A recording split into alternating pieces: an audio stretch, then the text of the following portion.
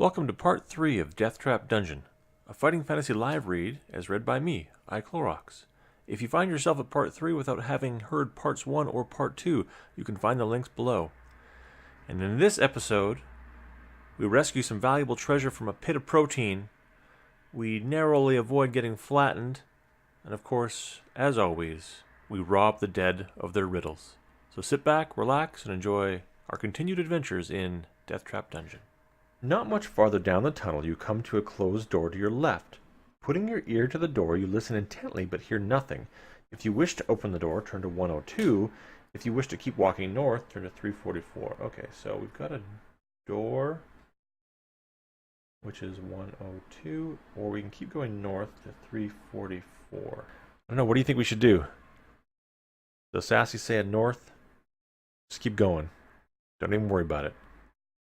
But we can just straight up open that door as well.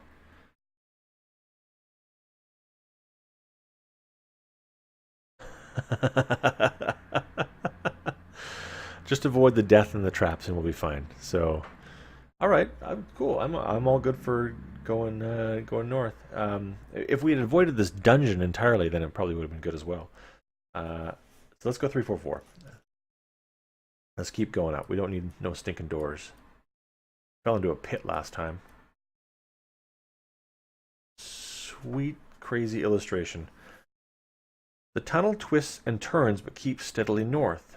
Ahead you see a thin shaft of blue light streaming down from the ceiling to the floor. It sparkles and shimmers and you see images of laughing faces in the light.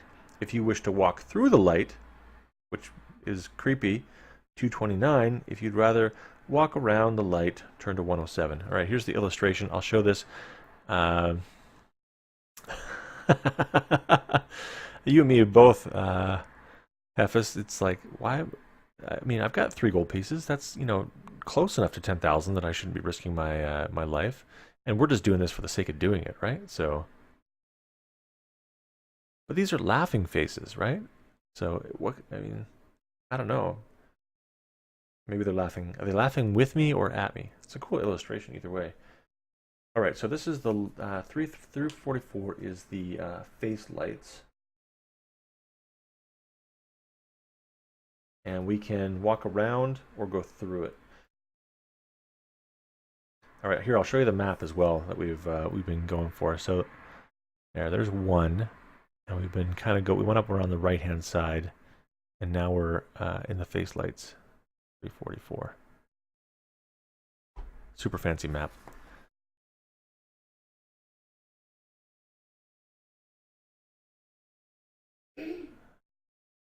I'm up for going around. Mad crazy. It's exactly what we are already. Let's walk around the light.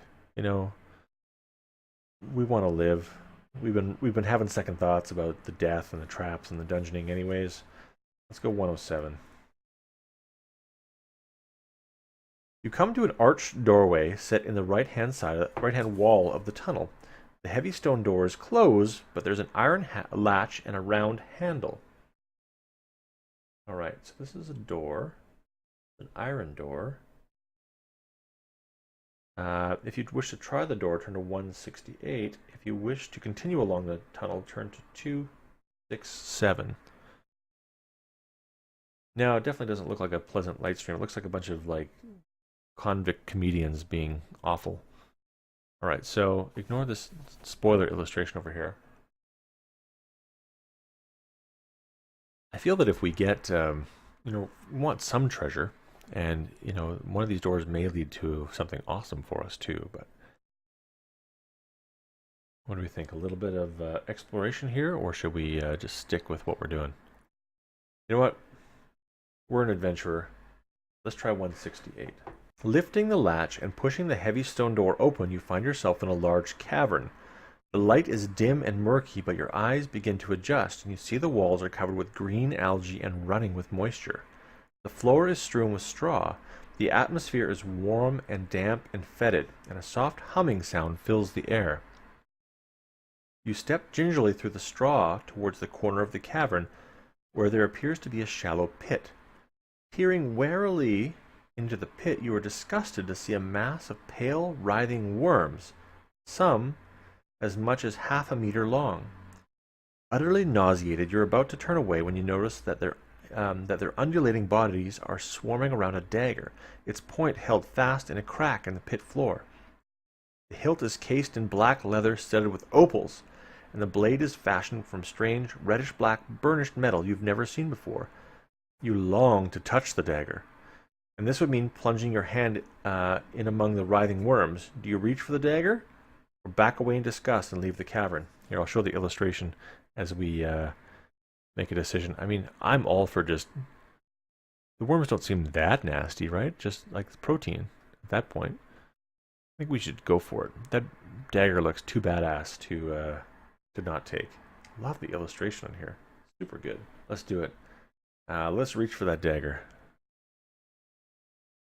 94 it is. Taking a deep breath, you lean over the pit and plunge your forearm into the mass of wriggling worms. They are cold and clammy and feel extremely nasty, but at least they are harmless, and you're able to seize the dagger by the hilt.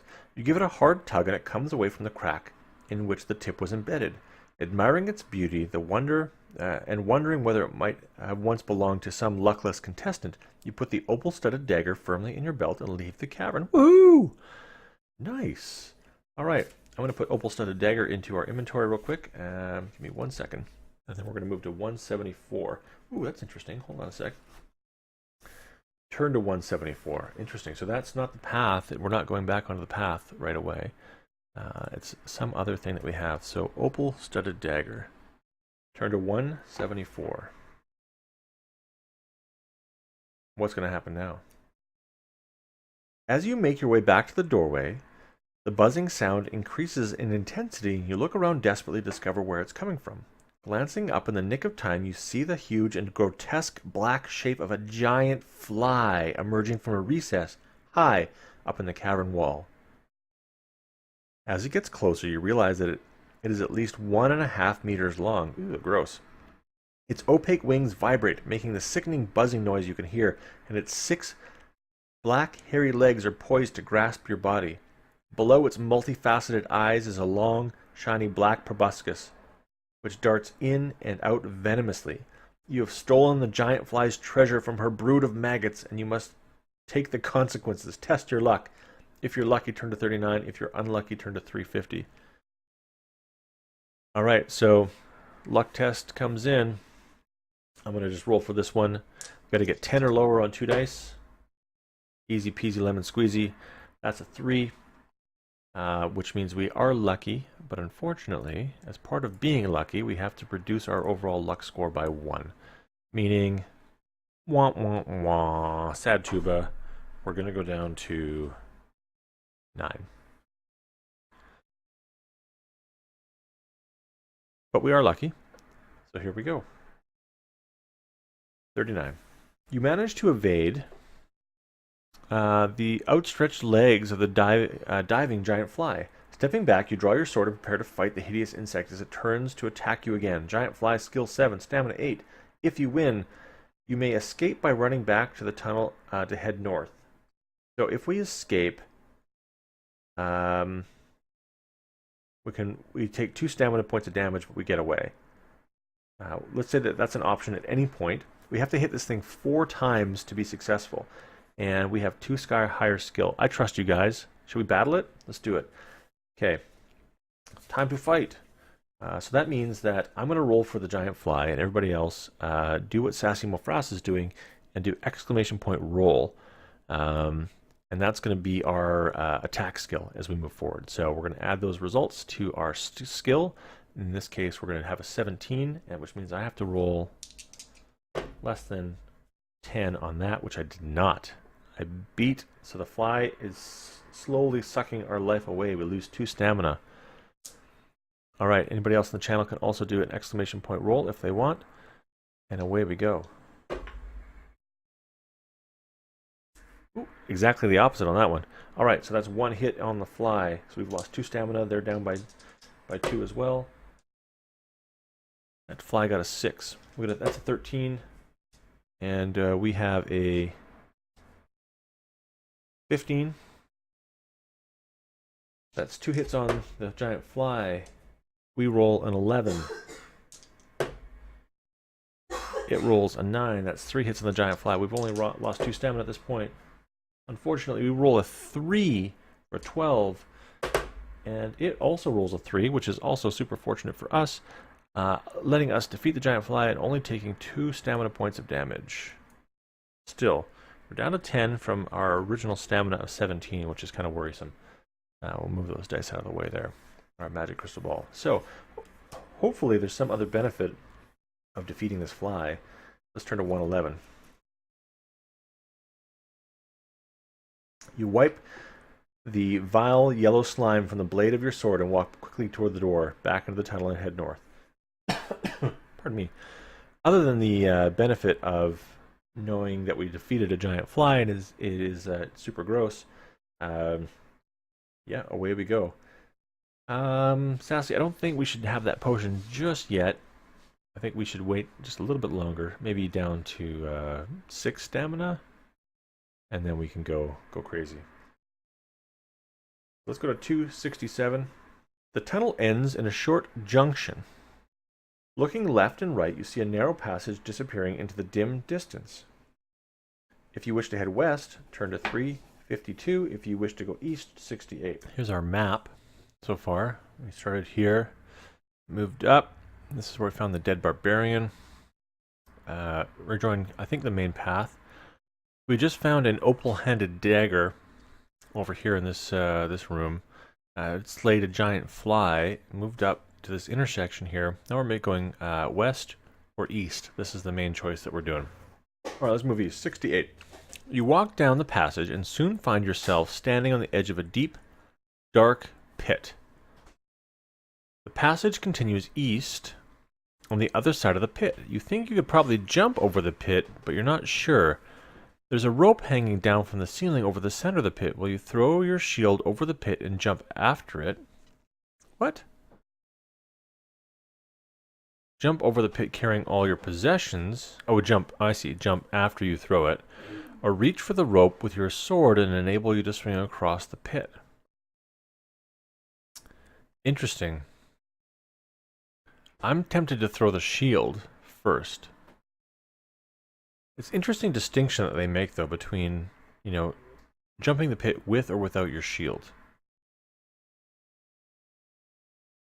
Yeah, I think so, too. I think the rope's probably a bit of a trap. So let's throw our shield over the pit and see what happens here. I'm just going to make a note. The old shield pit over here. 271.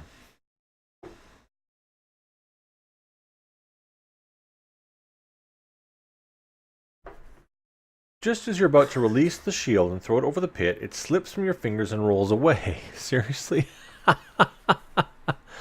You're unable to catch it before it falls over the edges of the pit, clattering down the sides to the bottom. The loss of your shield reduces your fighting ability. Lose 1 skill point. Cursing your own clumsiness, you step forward, leaping across the pit, and land safely on the other side. You waste no time, but head off east. Well, crud. Alright. Fair enough.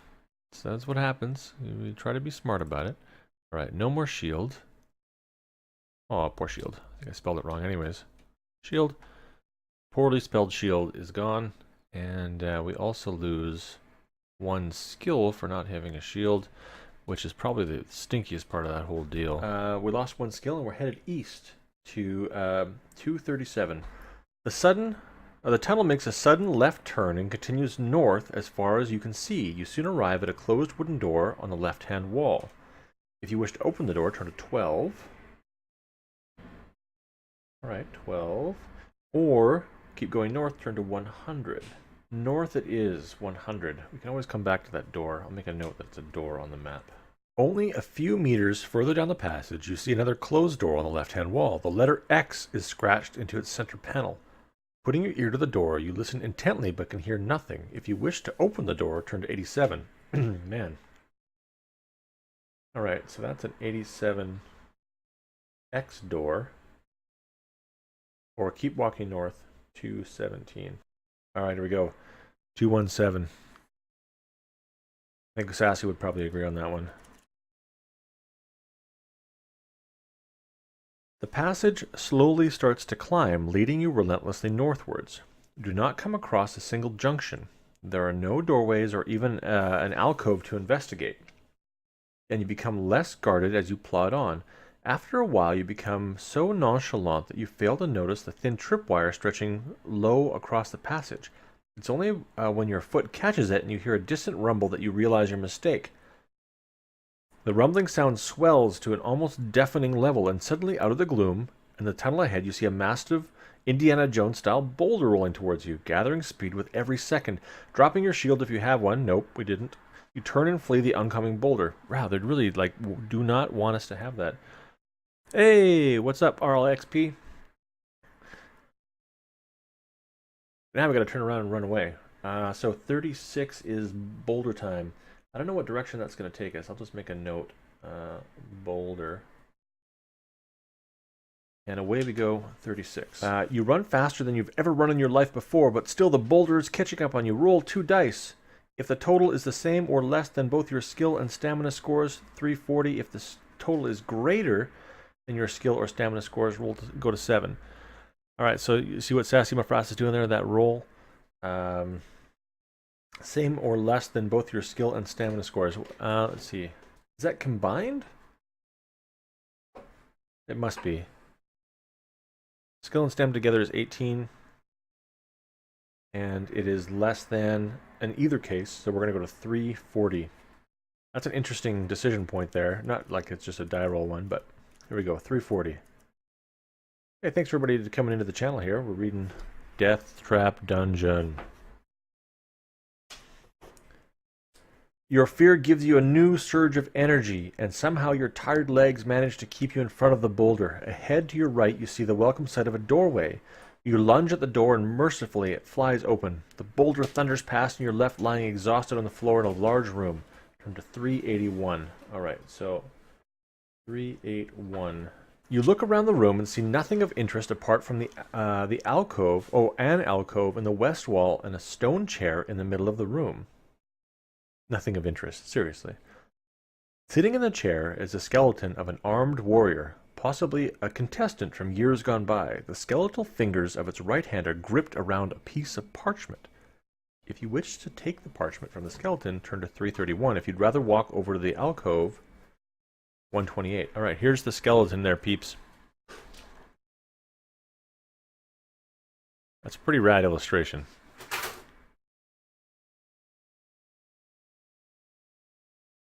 I think that we should totally take that parchment.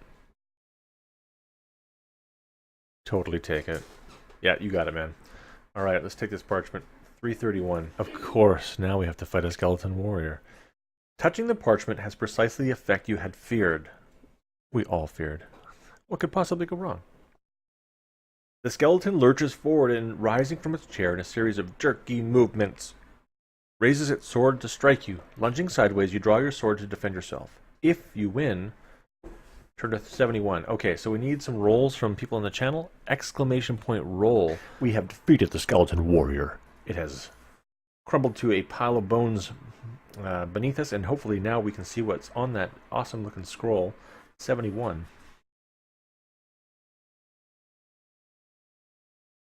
Once again, you reach for the parchment, only this time it's lying amidst a pile of broken bones. Unfolding it, you see a map of a room with a drawing of a hideous creature inside it. Beneath the monster is a rhyme which reads, "Should you meet the manticore, of its tail beware. Shield yourself against the spikes flying through the air." You fold up the piece of parchment and put it into your backpack. Repeating the rhyme over and over to yourself, you walk across to the alcove. Turn to 128. Wow, man, they got rid of our shield like twice. There's been two opportunities to lose it, and we have lost it. At the back of the alcove are some steps leading down into a cellar. Cobwebs brush your face as you descend. The cellar ceiling is quite low, and the floor is strewn with the rubbish and debris. In the middle of the wall opposite you is an archway which leads to another crystal-lit tunnel. There are large mushrooms growing in the rubbish to your right.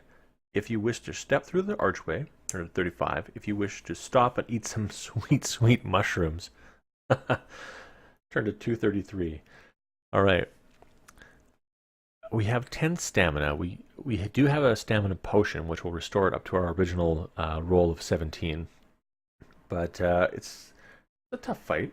I think that we could probably eat some mushrooms and live. All right, time to shroom up. 233. Let's do it.